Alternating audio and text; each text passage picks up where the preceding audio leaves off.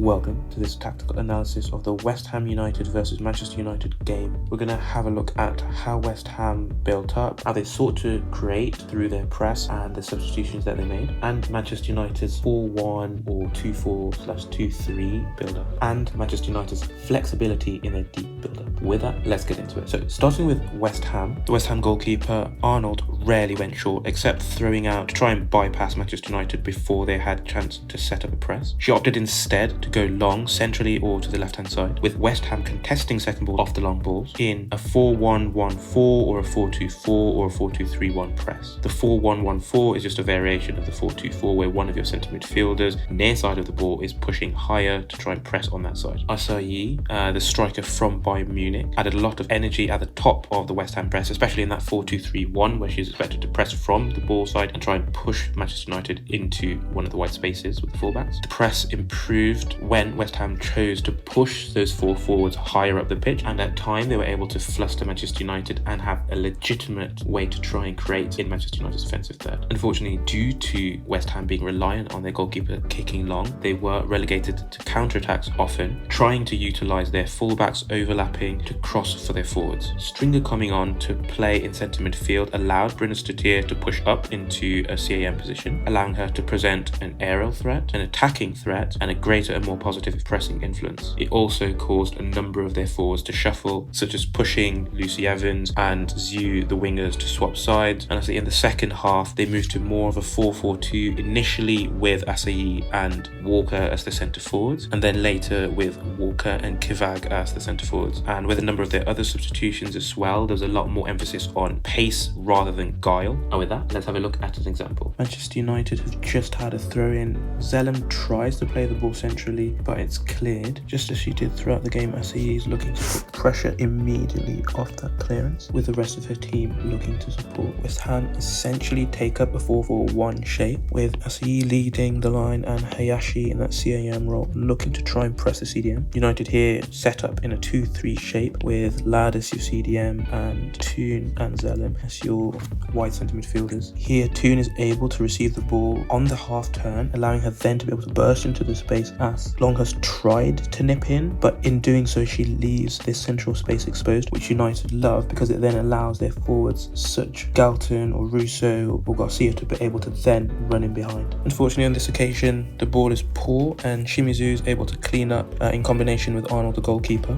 Lad and Zellum are able to clean up off the Arnold clearance and pass it back into the defenders. But just as in the earlier situation where Asayi sought to press off the clearance or the long ball, she does the same here and she's supported again by her teammates. And we see somewhat the same scenario building up again. So you have that 2-3 shape, so your two centre backs and then your CDM and the two fullbacks. I just want to point out Hayashi here. Initially she's trying to mark Lad, make it difficult for United to pass into CDM, who then has options to spread the play from a more neutral central position, but she lacks pace, and so running from this central position out to a centre back or into a fullback is relatively difficult for her, so that reduces the efficacy of the West Ham United press in comparison to when Brynja Stutier is instead doing this role. West Ham are able to force United back, and here in their 4-1-1-4 pressing shape they try to kind of lock down this central space. On this occasion they have Brynja Stutier, the near side of the two centre midfielders of her and Longverst,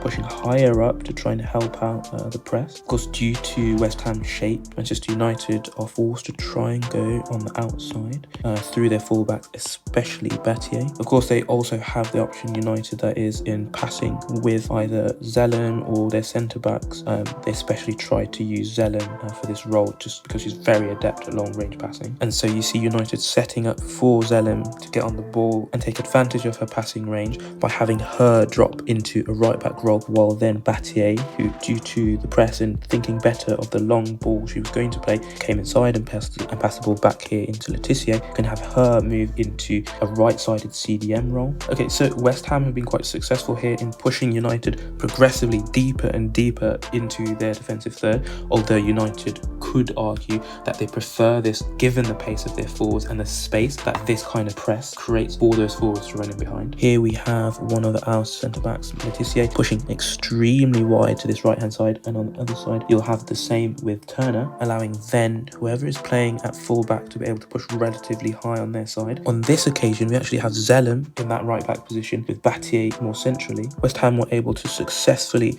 through the pressure from Zhu, to stop Zellum from getting into a position to play a long ball, but United instead opted just play the ball long with Le Tissier anyway. And moving on to Manchester United's tactics, they built up in a number of shapes: a 4-1, a 2-3 or a 2-4. Typically Lad or Zellum were playing as the CDM, usually with just one of them there. Initially it was Zellum till the second half, where Lad took up more of that responsibility to A, disorganise the West Ham press, and B, create more time to get Zellum with her long passing range, time on the ball. Manchester United had her and Battier swap position so that Battier moved to more of a right CDM or right centre midfielder position, allowing Zellum to drop into right back and play long balls for the likes of Garcia or Toon in that right hand space, running in behind the West Ham defence. Manchester United's centre backs often split very wide, creating space centrally for the Manchester United centre midfielders, allowing the Manchester United fullbacks to push higher up the pitch and also buy time against what was a very aggressive West Ham press. Battier was her usual self, especially prolific in attack, often under or overlapping Garcia, who created space for her by usually tucking narrower to draw the West Ham fullback inside, allowing Battier, who has an eye for a cross, to pick out a teammate with a cross or a cutback. Another tool in Manchester United's attacking tool belt was Toon, who floated between the lines and was found on numerous occasions with passes through the lines by the defence or centre midfielders of Zellum and Lad. And with Toon's propensity for taking the ball on the half turn,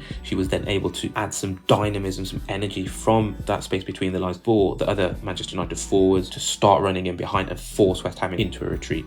Russo on occasion also floated, filling in for the other forwards when they sought to either dribble inside or took narrower positions. With regards to set pieces, Zellum's corners especially were really wicked, either driven or in swinging, putting a ton of pressure on that 6-yard box. And lastly, with regards to counterattacks, initially they were quite rare given the Manchester United dominance, but even when they started to arise in that late second half, Sissoko, especially on that left-hand side for West Ham, made it very difficult because with her intelligence, strength and pace, she's able to cover both her midfielders ahead of her as well as the defenders either side of her. With that, let's have a look at another example. Moving on to this scenario in the 77th minute. West Ham by this point have made a few substitutions. For example, we've got Walker here playing as the second centre forward, and Brynja Stoutier has been pushed into a CAM role, allowing her to be able to exploit her creative ability higher up the pitch in a more dangerous space, covered by the fact that they now have Stringer in centre midfield. United here set up in a 2-4 shape with both Zellum and Lad staying in that centre midfield position. West Ham are able to successfully push United back again, all the way into their keeper, but Brynja Stoutier has left her post with Lad to try and cover for the fact that Asayi has come away from Le Tissier, but then that allows Mary Earps to be able to play that simple pass back into Lad's feet. And with that, United are able to get the ball back into Le Tissier, and she fires the ball up the pitch for Garcia to chase. However, as she did throughout the game, Sissoko is on hand to mop up. She wins the ball and races up the pitch, allowing West Ham to begin to build up. United, however, look to try and counter press. Here we see Garcia as well as Toon putting counter pressure on West Ham. United are able to deflect West Ham on that right hand side and force them back here to Parker, who does a really nice turn here against Russo's pressure and is able to get the ball out into Smith and have West Ham try again in this channel. United again aren't sitting on their laurels. They've got a lot of players across to this side looking to put pressure. We've got Battier rushing up, as well as also Zellum, and a very high position here with Lad too. Unfortunately for West Ham, their attempt at some slick passing in that left hand side channel is stopped by Battier, who then uses her momentum to start a counter attack for Manchester United. Sissoko, who'd been kind of ambling back since she defended the earlier attack, is now in a position to defend, although one could potentially blame her a little bit for the lopsided structure that West Ham had during that earlier attack because she was slow to recover her position. But here she makes up for it by defending against both Galton and Battier here. First covering over enough such that Battier plays the ball back here into Toon, and then being able to recover and read Toon's intentions and get her foot on the ball such that then it bounces here into Stringer for West Ham to begin their counter-attack. And here we see Atkinson, who just ran from basically a yard or two inside United's half all the way to the edge of United's box due to all the players United had committed up the pitch. And so he sought to create a little bit of space for herself by just kind of levering Blundell away from her, but Manchester United were able to clean this up. And with that, thanks for watching. If you've enjoyed the content, please consider giving it a like, sharing on social media, maybe subscribing. If you're a fan of women's football, please have a look at our WSL or UEFA Women's Champions League content for 2021-2022. And with that, we're out.